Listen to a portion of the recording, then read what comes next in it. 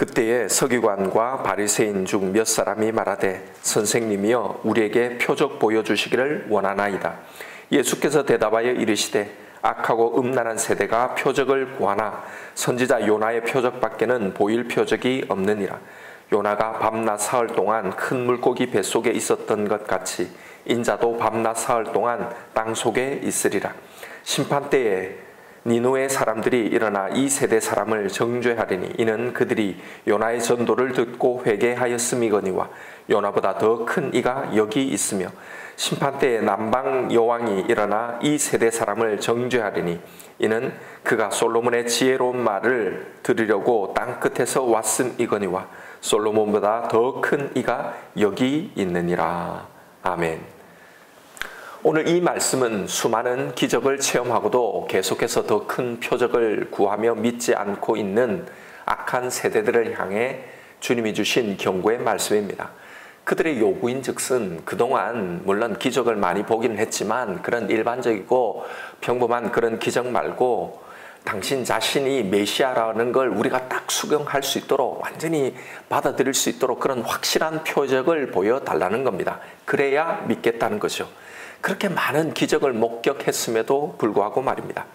이렇게 표적을 구하는 그들에게 예수님은 그들을 설득할 만한 다른 큰 표적을 보여주시는 대신에 내가 보여줄 표적은 요나의 표적밖에 없다라고 말씀하시는 거예요. 그러면서 요나처럼 나도 밤낮 사흘 동안 땅속에 있을 거다. 이게 증거다라는 말씀으로 대답을 하시는 겁니다. 그런데 여러분 엄밀히 말해 예수님의 이 대답은 바리새인과 서기관 입장에서는 완전히 동문서답이죠. 우리야 이것이 예수님께서 나중에 십자가에 죽으셨다가 3일 만에 다시 부활할 거다는 이 말씀이라는 걸 알지만 당시 바리새인과 서기관들 입장에서는 이것을 이해할 리가 없는 거죠. 그러니까 사실 지금 예수님의 이 대답은요 바리새인들을 이해시키기 위해서 주신 말씀이 아니라는 겁니다. 아니 그들을 믿게 하려면 그들이 이해할 수 있는 말씀을 주셔야 하는 것 아닌가요? 안 그래도 믿을까 말까 한 사람들에게 예수님은 좀 더 큰 기적을 보여주시는 게 더 나을 텐데 도대체 왜 이런 말씀을 하셨을까요? 결론부터 말씀드리면 이것은 이해하라고 주신 것이 아니라 믿으라고 주신 말씀인 겁니다. 오늘 예수님의 말씀의 의도를 잘 설명해 주는 한 사건이 있습니다. 바로 출애굽 때 일어났던 사건이에요. 애굽으로 돌아가서 이스라엘 내 백성을 이끌고 나오라는 이 하나님의 명령에 모세는 이건 불가능한 일이라고 이게 만약에 가능할 거라면 가능한지 그 증거를 보여달라고 그러면 가겠다고 말합니다. 그래서 하나님이 모세에게 주신 증거의 말씀이 뭐냐면 출애굽기 3장 12절에 내가 반드시 너와 함께 할 거고 그래서 네가 이 백성을 애굽에서 인도하여 낼 거다. 그리고 그 후에 너희가 이 산에서 나를 섬기게 될 건데 이것이 내가 너를 보낸 증거다라고 이 말씀으로 그에게 증거의 말씀을 주신 겁니다. 여러분 모름지기 증거라는 것은 미리 보여주시는 거잖아요. 예를 들면 이게 이루어질 거라는 이 증거로 갑자기 하늘에서 막 불이 떨어지든지 땅이 갈라지든지 이걸 보여주면서 봤지. 그러니까 내 말을 믿으라는 내가 이 백성을 반드시 출애굽할 거라고 걱정하지 말라고. 여러분 이런 게 지금 모세가 보여달라고 하는 증거잖아요. 그런데 하나님은 네가 그들을 인도해 낼 거고 그 후에 이 산에서 나를 섬길 건데 이게 내가 너에게 명하는 이 일이 반드시 이루어진다는 증거다라고 하시는 거예요.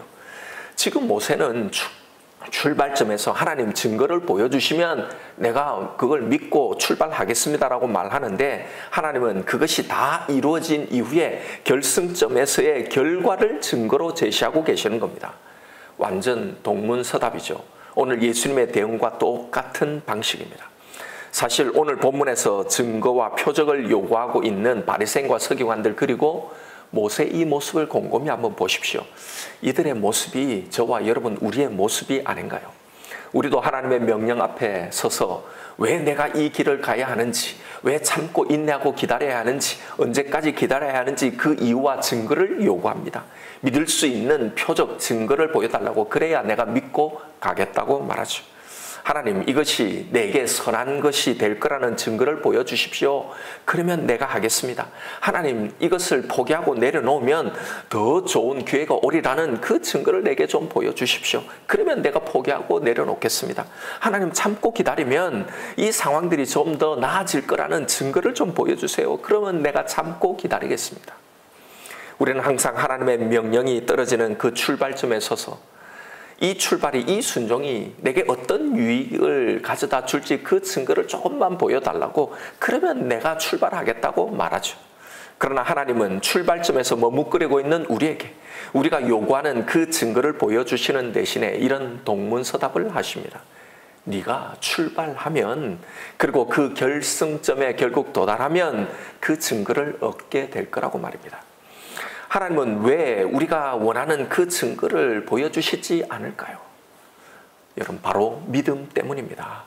믿음이란, 하나님을 신뢰한다는 거란 이런 방식을 통해 길러지기 때문입니다. 이유와 결과를 다 알고 출발하는 것, 그것을 성경은 믿음이라고 하지 않습니다. 그건 하나님을 믿는 것이 아니고 그것이 이루어질 것의 그 가능성과 그 확률을 믿는 거죠. 그것은 세상 사람들도 다 하는 겁니다. 실패보다 성공할 확률이, 그 가능성이 더 높으면 믿지 않는 사람도 다 합니다. 이건 믿는 것이 아니죠. 하나님의 증거는 왜 늘 이런 식일까요? 좀 우리가 수긍하기 쉬운 그 조그만 증거라도 좀 주시면 얼마나 좋겠습니까? 그런데 여러분, 하나님의 입장에서 이걸 한번 생각해 보자고요. 왜 조그만한 증거라도 보여달라고 하는데 왜 이게 그렇게 어려운지, 이렇게 왜 하시지 않는지 말입니다. 곰곰이 한번 생각해 보십시오. 우리가 믿는 하나님이 어떤 분이신가요? 하나님은 시간을 창조하신 분입니다. 그래서 과거와 현재와 미래 그 시간의 한계 속에 갇혀 있는 분이 아니라 시간 위에 그 시간을 초월해 계신 분입니다. 그리고 그분에게는 불가능한 것이 하나도 없으신 전능하신 분입니다. 그러면 그 하나님께서 만약에 어떤 일을 내가 일으키겠다라고 계획했다면 그 일이 일어날 것인지 말 것인지에 대한 그 증거로서 그분의 말씀 자체보다 더 강력하고 확실한 증거가 어디 있겠냐 말입니다. 왜냐하면 하나님에게 있어서 계획은 곧 성취이기 때문입니다. 하나님이 생각하시는 바가 곧 현실이기 때문입니다. 시간의 한계에 갇혀있는 우리에게는 아직 이루어지지 않는 먼 미래의 이야기지만 처음이요 동시에 마지막이신 하나님에게 있어서는 우리에게 하신 그 약속, 그 말씀이 곧 이미 현실이고 실체이기 때문입니다. 그러하기에 그분에게 있어서 가장 확실하고 분명하고 가장 강력한 증거는 어떤 그 초자연적인 현상이 아니라 당신의 말씀, 바로 이게 되는 겁니다. 이것보다 더 강력하고 확실한 증거는 없단 말입니다. 너는 반드시 출발하게 될 거고 내 백성을 이끌고 나올 것이고 지금 너에게 명령을 하고 있는 이 자리에서 너는 내 백성과 함께 나에게 감격스러운 감사의 예배를 드릴 거다. 이것이 내가 너를 보낸 증거이고 이것이 이 일이 확실하게 이루어질 증거다. 왜냐하면 시간의 창조자인 나에게 그것은 이미 이루어져 있는 현실 사실이기 때문이다. 바로 이런 말씀이란 말입니다. 그러므로 여러분, 누가 진짜 증거를 얻을 수 있습니까? 바로 이것을 믿고 이런 믿음으로 출발하여 결국 결승점에 도달한 자만이 증거를 얻게 되는 겁니다. 이 결승점에서 받게 된 그 증거는 그것으로 끝나지 않습니다. 이 증거는 다시 더 크고 위대한 믿음의 새로운 출발을 하게 만드는 또 다른 증거가 된다는 사실입니다. 정말 하나님의 말씀이 가장 확실하구나, 이건 반드시 그대로 이루어지고는 수밖에 없구나 라는 것을 이제 믿기 때문입니다. 이렇게 믿음으로 출발한 자만이 또 다른 출발의 증거를 얻게 되는 겁니다. 여러분, 이게 영적인 선순환의 원리예요. 가진 자는 더 많이 가지게 되는 영적인 원리란 말입니다. 이렇게 믿음으로 출애굽을 감행한 모세에게는 결국 이 출애굽이 자신에게 하나님의 말씀이 확실하게 이루어진다는 그 증거가 된 겁니다. 그리고 이제 그 증거를 가지고 더 위대하고 더 궁극적인 출발, 즉 가나안의 정복을 향해 출발하게 되는 겁니다. 이것이 우리를 믿음의 길로 이끄시는 하나님의 방식이고 믿음으로 출발을 요구하시는 바로 그 이유인 겁니다. 여러분, 믿음의 조상 아브라함의 경우를 생각해 보십시오. 하나님께서 어느 날 갑자기 나타나서 네 아들 이삭을 내게 바치라고 말씀하시지 않았어요. 100세에 낳은 하나뿐인 아들 이 이삭을 바칠 수 있는 이런 믿음이 과연 어디서 나올 수 있었습니까? 바로 그 전에 본토 친척 아비집을 떠났을 그 믿음의 출발에서부터 시작된 겁니다. 그 믿음의 출발을 통해 그 이후에 매 삶 가운데 매 사건 가운데 역사하시고 지켜주시고 인도하시는 그 하나님의 신실하심에 대한 그 증거를 얻게 되었던 겁니다. 그 증거는 이렇게 더 큰 믿음의 결단을 하게 만들었고 결국 자신의 가장 최상의 최고의 것을 기꺼이 바칠 수 있는 바로 이 믿음의 경지에 이르게 된 겁니다.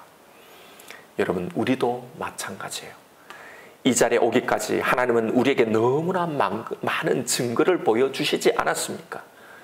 우리의 지나온 삶, 올 한 해의 삶, 그 어느 한 자락인들 하나님의 그 증거, 그 손길이 미치지 않는 것이 어디에 있었나요? 우리의 삶 가운데 하나님의 말씀이 이루어지지 않는 것이 무엇이었습니까? 여러분, 지금 이 자리에 우리를 이끄시기까지 하나님은 한 번도 우리를 버리시지 않으셨고 한 번도 우리를 실망시킨 적이 없으시고 우리를 신실하게 이끌어 오신 것 아닙니까?